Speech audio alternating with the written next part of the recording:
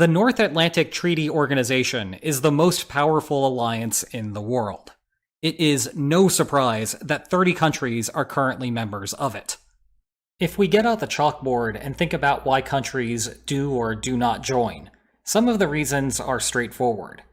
But looking at it deeper, some of the reasons are downright bizarre and a matter of technicalities. With that in mind, here is why every member of NATO joined the alliance, but everyone else has not. To truly understand NATO, we must go back to its founding. Lord Ismay, the first Secretary General of NATO, said it best. The purpose of NATO is to keep the Russians out, the Americans in, and the Germans down. The first bit is straightforward.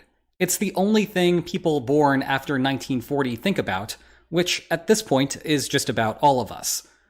Keeping the Americans in seems odd, but it is a basic part of alliance politics. The central fear of protégé states is that their patrons will abandon them in the time of crisis.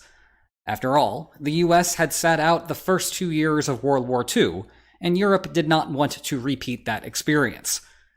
Keeping the Germans down is downright bizarre in the modern context, but remember that the treaty was signed in 1949. Just 4 years after World War II ended, and less than 30 years after World War I ended. No one in the West wanted to play this game a third time. This takes us to the founding members of NATO: Belgium, Canada, Denmark, France, Iceland, Italy, Luxembourg, the Netherlands, Norway, Portugal, the United Kingdom, and the United States. Each of those had the three central interests in mind when signing. Greece and Turkey would hop along a few years later for the same reasons. West Germany joined next in 1955, which represented a large shift in priorities. The whole keep the Germans down thing quickly got blown up. Instead, the goal became to rebuild West Germany. Part of this was to integrate West Germany within NATO's military apparatus so that there would not be another war against that government. But NATO also desperately wanted West German soldiers to compete with the seemingly endless throngs of potential Soviet invaders. The Soviet Union was especially annoyed with West German ascension, leading to the Warsaw Pact to form as a counterbalance. It featured Albania, Bulgaria, Czechoslovakia, East Germany, Hungary, Poland, and Romania. The pact would serve as the primary NATO foil for the rest of the Cold War. In 1966, France pulled out of NATO's integrated command force. Charles de Gaulle, the head of France at the time, despite wanting to maintain NATO membership, still sought more strategic independence. Part of that was wanting to avoid the United States and the United Kingdom dragging de Gaulle into a war that was not in France's best interest. This is a problem known as entrapment. It's the other major issue that comes along with alliances. Think of it as the flip side of the abandonment issue that we talked about earlier. Spain was the final addition during the Cold War, joining in 1982. The delay was because Francisco Franco ruled Spain up until 1975. He worried that a NATO member would veto Spain's entry due to his help to the Axis during World War II and the autocratic nature of his government. Article 10 of the North Atlantic Treaty requires unanimous agreement among existing members for a state to join, so it is a hard bar to meet. Then the Cold War ended. No more Soviet Union, and no more Warsaw Pact. Free from Soviet influence, the remaining pact countries began reevaluating their positions. Almost by default, East Germany entered the NATO alliance in 1990 as a part of its merger with West Germany. The Czech Republic, Hungary, and Poland were the first all-new countries added, entering in 1999. It is not a coincidence that the Soviet Union had invaded each of these countries. Remember the keep the Russians out part? Yeah, they were all for that. In fact, the general consensus among the non-Soviet Warsaw Pact states became NATO membership. Bulgaria, Romania, and Slovakia joined in 2004. Albania was the only holdout. The 2004 class also included Slovenia, a western-facing former Yugoslav republic that had made NATO membership a priority from its independence. But the biggest blow to Russia was Estonia, Latvia, and Lithuania's pivot toward the West. Prior to World War II, each was an independent country. However, they were occupied during the war and integrated into the Soviet Union afterward. Joining NATO was a step to ensure that that would not happen again. In 2009, Albania finally joined. In doing so, it became the last non-Soviet Warsaw Pact defector. Albania wanted to obtain membership sooner. However, NATO requires that countries have some level of domestic stability before joining. This is where things went wrong in 1997, when Albania spiraled into a civil war due to rampant pyramid schemes. Yes, I said pyramid schemes. The government was blamed for its complicity. About 2/3 of the population were involved in the scams, leading to 6 months of unrest. It took 12 years for Albania to reach a point of stability to earn entry into NATO. Croatia joined them also in 2009, delayed by turbulence from its War of Independence, and France reintegrated with the unified command structure at that time. Montenegro joined in 2017, after working toward membership since its independence in 2006, though NATO's popularity in that country is mixed due to the scars of NATO's campaign against Slobodan Milosevic in 1999. North Macedonia is the most recent entry, coming in 2019. The delay here was another weird one. Greece and the country formerly known as Macedonia were in a dispute over the latter's name. Greece has an internal administrative region called Macedonia, dating back to the ancient era. Greeks worried that a country named Macedonia would implicitly have a desire to expand its borders to reclaim all areas with the Macedonia label. Greece played hardball. The country would not support Macedonia's entry unless there was a name change. However, in 2018, Macedonia signed the Prespa Agreement and renamed itself North Macedonia. With the barrier gone, it entered into NATO the next year. And that completes our journey through every member state. But why hasn't everyone else joined? Broadly, there are 5 categories of explanations, and the first is geographic. Article 10 of the North Atlantic Treaty reduces the scope of this question. It says that the parties may invite any other European state to accede to this treaty.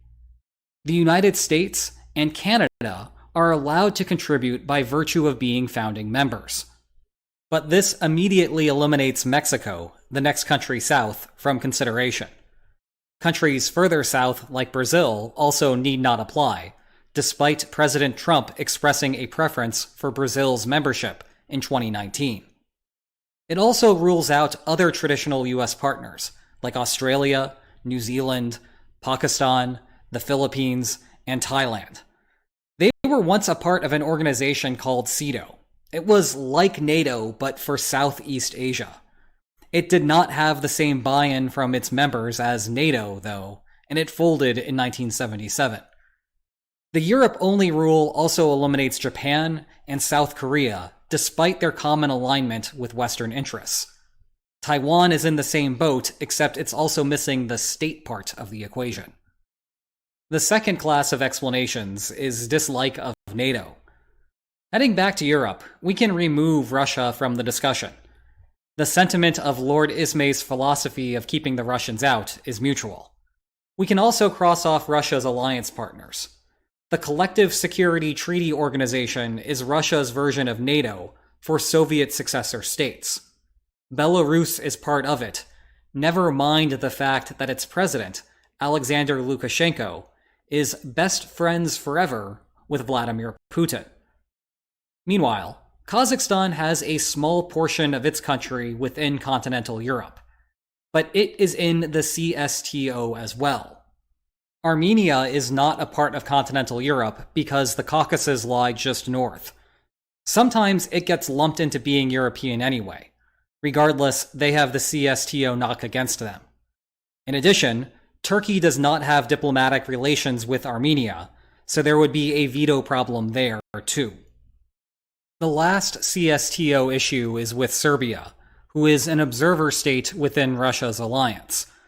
There is also the slight problem of how NATO fought a war in 1999 against the predecessor state to Serbia, making NATO not particularly popular within the country.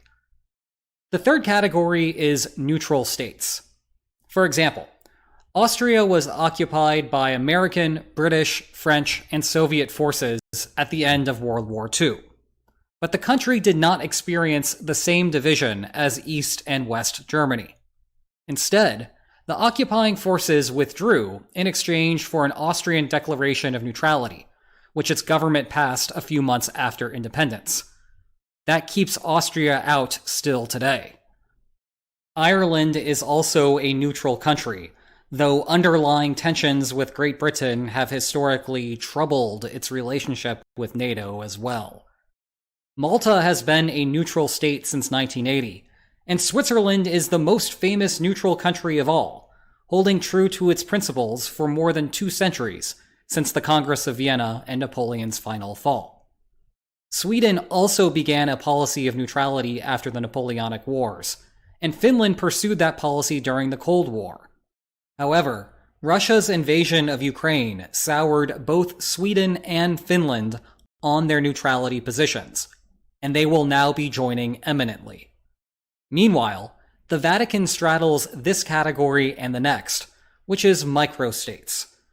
These include the Vatican, Andorra, Liechtenstein, San Marino, and Monaco. NATO as a military institution was never really built with microstates in mind, which is why these do not get very far. The final category is instability and conflict, the thing that stalled Albania's entry from earlier. We are witnessing this right now in Ukraine. Remember back to the entrapment issue that concerns alliance partners? NATO is well aware of it, and has a general policy to not admit countries until they have settled their territorial conflicts. This was one of the motivations that Putin had for the Russo-Ukrainian War. If Russia exacerbates tensions between Kyiv and Luhansk and Donetsk, NATO will be unwilling to make Ukraine a full partner.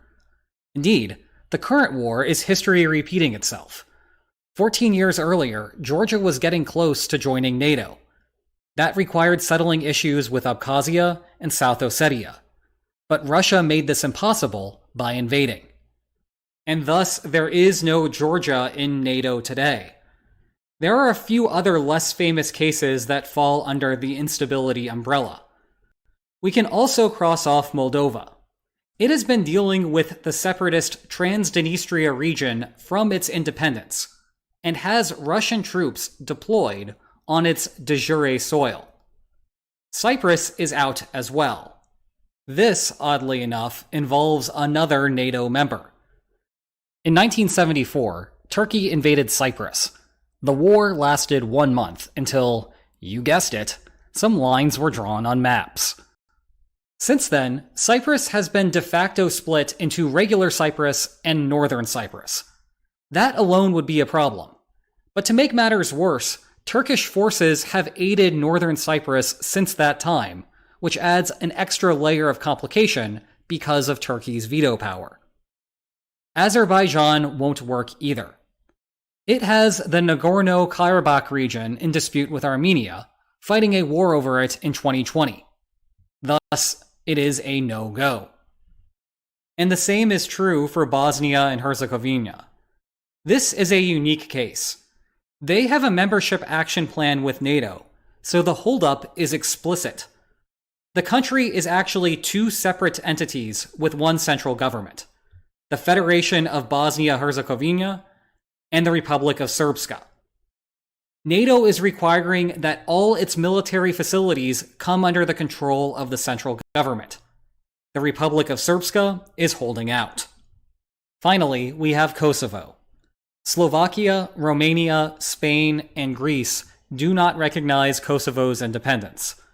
Fixing that would seem to be a precondition for Kosovo's membership. And there you have it. why every country is or isn't a member of NATO. Let me know what you think in the comments, and check out my new book on the causes of the Russia-Ukraine war. And if you enjoyed this video, please like, share,